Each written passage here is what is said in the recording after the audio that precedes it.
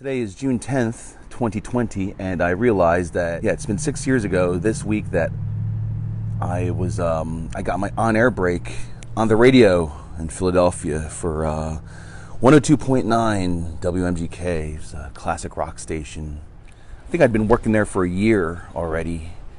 I was a remote producer, and I'm going to get into the history about that. I've discussed it a few times on my podcast, and I'm sure here I've written about it on Facebook and maybe talked about it. But for those who don't know, I'll go into it. I had a dream to be on the radio. 2011. I was listening to sports radio a lot. I was listening to tons of sports radio, like at that time, like in the late 2000s, before the and into the 2010s. And I remember hearing this ad for this broadcasting school. I lived in Philadelphia at the time, and across the bridge in Cherry Hill, New Jersey, there was this broadcast school called Connecticut School of Broadcasting. They have like campuses all up and down the East Coast, and I did like a lot of research on it. Luckily, I got a $2,000 scholarship because I wish I saved my essay, but I wrote an essay because you could qualify for it. So I got a $2,000 scholarship. My Aunt Nancy helped me with the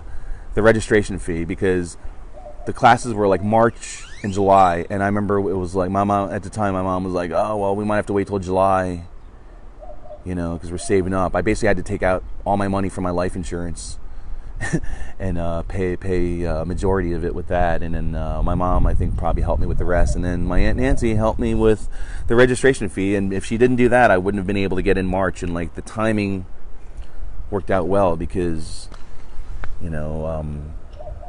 because I wanted it done as soon as possible. I wanted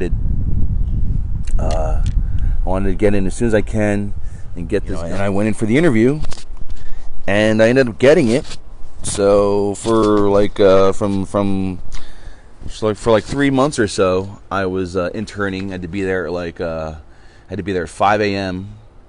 And John's already there at like 3:30 or 4, like doing research because he lived like way outside of Philly.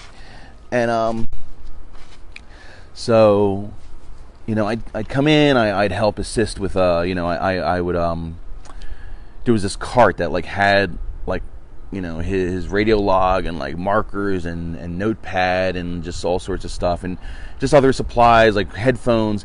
It was just like stuff for him observing. But there were days where I had to do things like when a guest came in, I had to meet the guest at the elevator, bring them in, bring them into the green room, get them whatever they wanted, coffee, soda, some kind of, or a snack, some kind of, anything. And then I would like lead them out of the studio to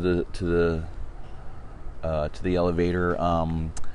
They used to have a thing, they have this thing called First Friday where they let like 12 or 13 listeners into the studio, and they get to sit there and they get to see the show, how it goes about. There's audience participation, and I had to like conduct all sorts of things with that, with with the listeners, and so there were days where I had to like really do work, and like, but for the most part, like a lot of it was like, I'd observe, I'd ask questions, I would just like see like the whole process of radio shows. So I went back to Nancy Palumbo and I told her, I said, my internship's coming up,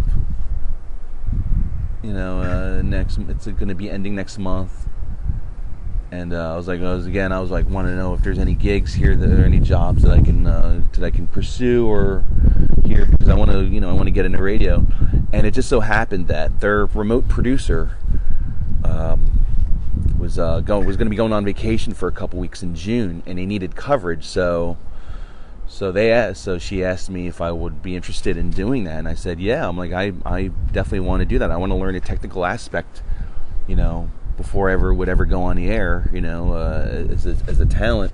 I'm like, I want to know how the boards work and everything, and I want to get that knowledge, in me, to have that extra edge with my broadcast knowledge. And for my last shift ever, which ended up being, I think, December.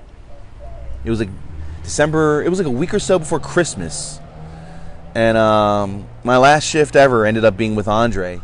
I remember Andre being like, "There's no." We're like, he had to go out. He had to go upstairs and go out of the into the parking lot at the mall to be like, just so we can get a signal and be like, hey, we have no signal down where we are, where our equipment is. And I was like, huh. I'm like, well, so what we did was he recorded all of his breaks on his phone, and then he emailed me the MP3. I'd have to download it off my company email right into a folder. Like about 40 minutes before his break, I would he would send me his break. And yeah, that's how we did the show. The last show that I did with him was all pre-recorded on tape because we had no signal to have the dream. And then all of a sudden you're working it on air on a top 5 radio station, like a top 5 or so market in the country, media-wise and stuff. So this is pretty badass, and I'm proud of myself. And I'm thankful for everybody whom I mentioned, and a lot of other people who helped me along the way get there, and people I've interacted with,